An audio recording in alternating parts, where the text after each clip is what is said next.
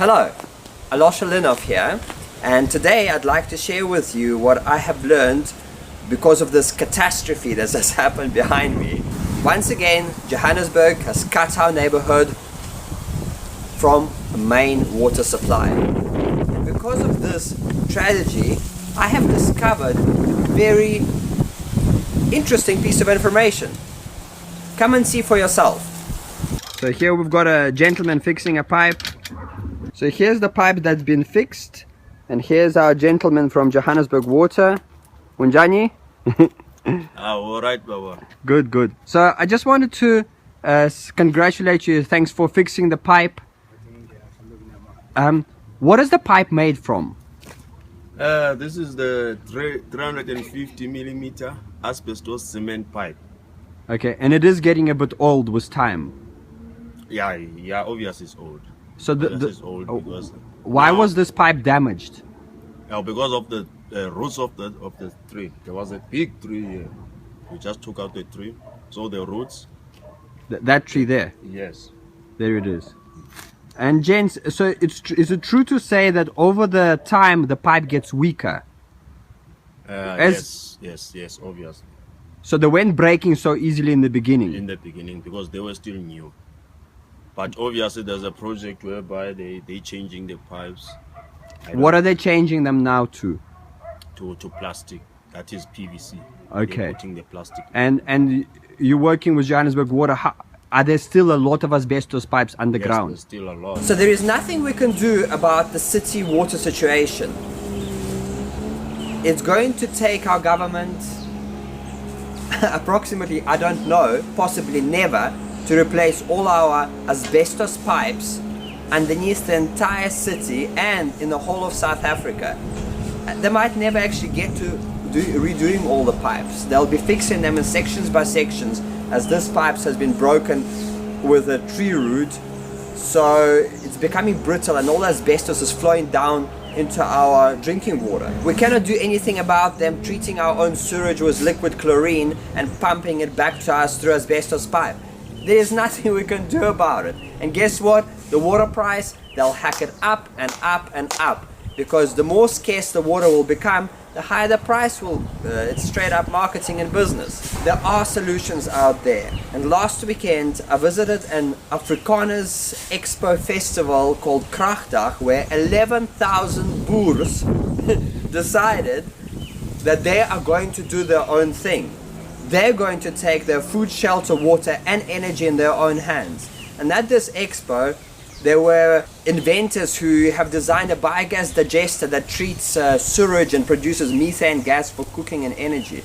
There was a generator running off water that splits hydrogen in oxygen and runs on hydrogen gas. And I was there exhibiting and promoting the workshop that's coming up actually this Saturday, where I'll be sharing with you some of the solutions that can overcome and stand above our city water supply. Come along, I'll share that with you. At my beginner's Abundance of Water workshop, I will be teaching you how to construct this mini wetland from scratch. And this guy treats all of our bath and shower water from our house every month, approximately 16,000 liters of water per month. This little guy can do. Obviously, depending on toxicity of your shampoos, like normal shampoos such as Pantene and so on, you might need up to 3 or 4 of these drums for a large family. But the bottom line, that this wetland can treat all the shampoos and soaps for your home. Everything that comes out of bath and shower water, this puppy can handle it. And that water can now go to your organic vegetables and irrigate your vegetables with cleaned out water. So that, or if you don't have a vegetable garden, the flushing of the toilets can happen from the water coming out of this wetland. And as a bonus feature, what I'm going to be teaching you is this latest biochar filter. This filter treats 300 liters of pesticides, arsenic, and other biological and chemical contaminants out of the water. So what does it mean? Well, it means that I can now run all the rainwater into my naturally converted pool with a large wetland, a larger one of these, and that clean water gets polished up by a biochar filter, and the biochar filter delivers 300 liters of drinking water back into the house, using the pool as a reservoir. With this pump, I'm able to send 8,000 liters an hour back into the house on demand. Using this biochar filter and this pump, I will be able to convert my house completely off the water grid, using my pool as a reservoir, as a buffer zone, with a couple of rain tanks, so it keeps the water level high, and that's it. My home is off the water grid. So I invite you to come to my workshop this Saturday, where I will show you we will make together this wetland from start to finish, and we will get this guy almost complete, and then you will be able to see the complete version because of time. But we will complete all the difficult and tricky parts, such as plumbing and all the bottom layers.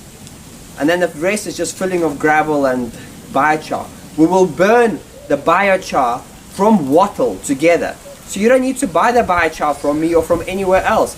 It's as good as activated carbon.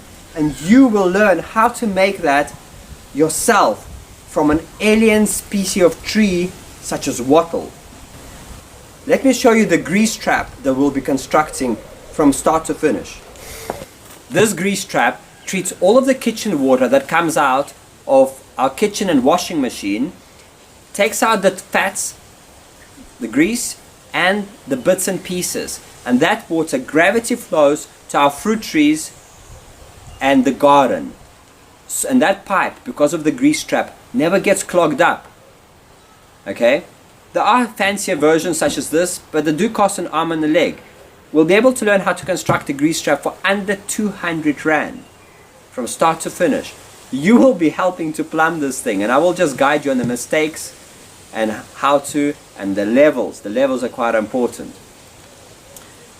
Also at the workshop, I will give you a tour around our entire garden to show you how our water system works and what are the future plans, and how we're planning to go about implementing the biogas digester, and sewage can also go to the food forest without any smell or inconvenience whilst producing gas. So I'm going to show you all of these things and the future plans, but it is a practical workshop. And guess what?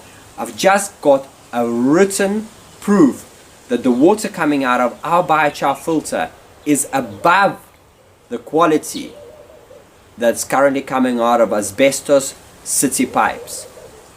So why do you want to drink that nonsense if you can catch your own rain for free, store it and treat it with a biochar filter, and you've got more than enough rain coming down from the sky? And now imagine that your garden is irrigated just from the water you use. How's that for closing the loop? That's what nature wants us to do.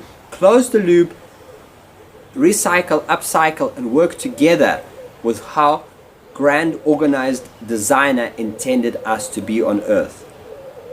So scroll below and leave a comment. I would like to know, what will you do when the city cuts your water off? Whether it will be for a drought or whether it will be a broken pipe.